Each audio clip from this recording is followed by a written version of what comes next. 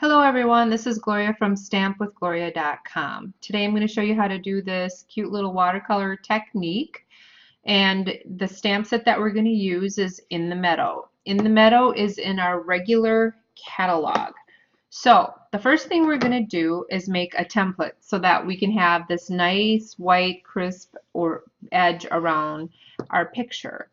And so how I do that is I get a piece of our clear paper, our acetate paper, and we're going to use the framelit from Project Life cards and labels. And this is the smallest frame in that framelit package. Okay, so an easy tip to make sure that the framelit is centered in the middle of the acetate paper is just to tape it. Okay, so you're going to tape it, run it through the Big Shot, and cut it out.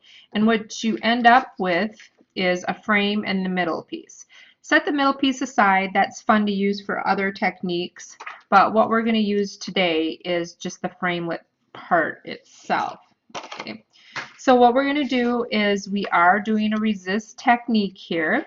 And the resist is the poplar trees or the birch trees, and we're going to paint over them, so it's going to resist the paint. Does that make sense? And how we accomplish that is we have to emboss the trees on the watercolor paper first, and we're going to use a Versamark pad, and then we're going to use our stamp, and we're going to ink it up just like this. Versamark pad's just kind of a sticky, clear stamp pad that we use for embossing.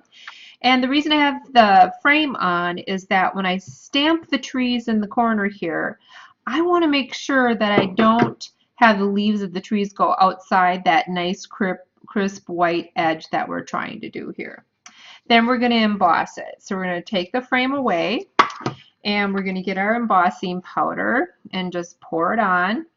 And we're going to tap it off, and then we're going to emboss it with a heat source. I'm using a heat gun, and remember, when we're embossing on thicker paper like watercolor paper, it's going to take a little bit longer to emboss. So we're going to just get that going here.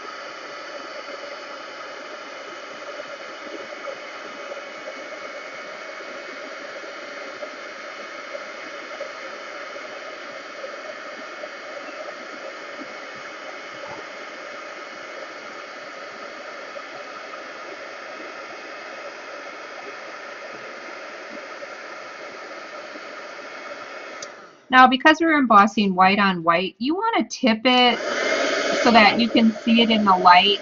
And if there's fuzzy portions on it, you want to hit that again with the heat real quick. That means you haven't totally embossed the image. Okay, so the camera's picking up the white on white image. There you go. Cool. All right. Now, how do we do the watercoloring? We're going to take the frame and we're going to put it over our trees, and then I like to take just a bigger clip and clip this on so that it's not going to move around, because we hate that. We don't like it to move around. So we're going to take that big clip, put it on there.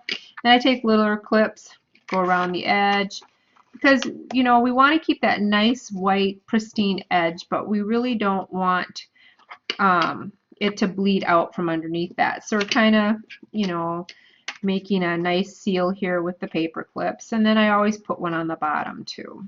So we're going to put these on the side, and then we'll put a big paper clip on the bottom. So now you've got it all set. You can do this in a lot of different ways. You could tape everything down if you wanted so it didn't move. It's totally up to you what you want to do. So now I'm going to take an Aqua Painter, and I'm going to just color off the color that I used before. And in watercolor, you always want to start from light to dark. So we're going to start with a light color, which is the soft sky. The three colors that I'm using are Dapper, Denim, Soft Sky, and Soft Suede. So I'm going to start in the middle of the picture. See how it's a lot lighter in the middle here? Well, that's soft sky. So we're going to put in some soft sky and then just make it all the way through the middle of the picture. Okay, that's it. That's all you got to do. Now Now what you want on standby is a piece of paper toweling to blot in case you put too much water on with the aqua pen and it starts to seep underneath your frame. Then you want to be able to blot it right away. So the next color I'm going to take is Dapper Denim, and I do want some darker areas, especially around the trees, because we're doing that resist technique, remember? And then we're going to pull that watercolor in and we're just going to go around the frame, okay? And like I said, if you think you're in fear of it going outside of the edges, just take a paper towel and blot it. I wasn't in fear of that, but I did blot it. So what I'm going to do is I'm going to put a little darker color in some areas here. So I'm going to pull that in, then see with the water, it's kind of blending with the soft sky. That's exactly what you want. So we're going to do a little bit more up there. Isn't that delightful? We're going to clean that brush, and then we're going to go down to the soft suede. So we're going to pick up some soft suede. And this painting palette that I'm using here in the demonstration, I get those from the craft stores for like 50 cents. They're very cheap and economical, but it does help a lot when you're trying to do this technique. So this is just a little watercolor technique. If you put in the darker stuff, it's going to bleed in and make it look more like weeds are coming up. And then you can pull that color in and around. Okay, there we go. So we got some weeds going on. We've got this resist technique. I think I'm going to put a little bit more weeds up in here just to, or a little darker area so it looks like weeds. There we go. Good. So we've got the light, we've got the dark. I'm not real happy with my sky yet, so what I'm going to do is put in a little bit more Dapper Denim up. We're going to pull that in just right in here. There we go. All right. And then maybe pull that out on a little bit that way. It looks like clouds. So we've got the light, the dark, we've got some weeds going on. It's pretty cute, huh?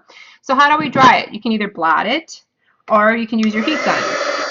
If you use the heat gun, you want it up a little ways. Otherwise, you're going to spread that color around. It's going to seep underneath your frame, which is not what you want. If you dry it with the heat gun, though, you're going to get the more intense color. If you blot it off with a paper towel, then that color is going to be taken away, right? Because the paper towel is going to absorb it. So my preference is always with the heat gun. All right.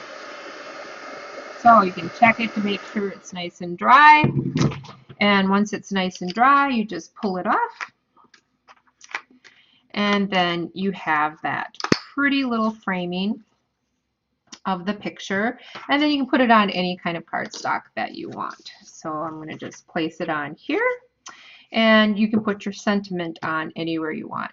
Now this particular card, I wanted to have it be like a snowfall. So what I did is I took a Wink of Stella brush, and this is the clear. And I want to just show you how to open this Wink of Stella. A lot of people will get these, my customers will get them, and then they'll be like, what? I can't get it to work. Well, you need to open it first, and then you take off that ring. That is what allows the ink to go into the brush. And then you're going to have the brush part, and then you'll have a scrap piece of paper because you don't want to do this on your card right away. And you're going to squeeze, squeeze. Whoop, I got a bubble going on. Oh, there it comes. Here comes the Wink of Stella.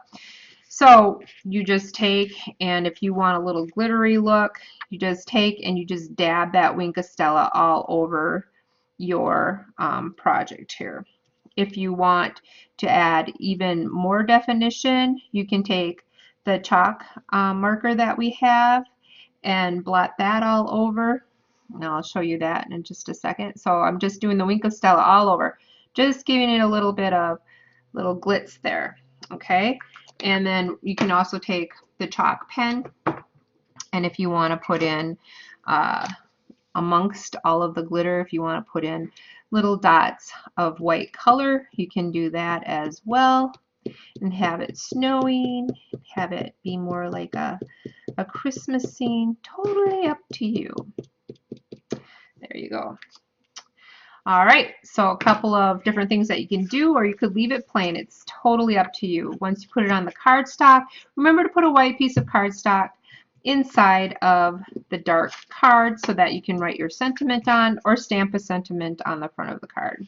All of these supplies you can find in our Stampin' Up catalog. If you go to stampwithgloria.com, you can place an order and you can be up and running in no time. Thanks for watching. Bye.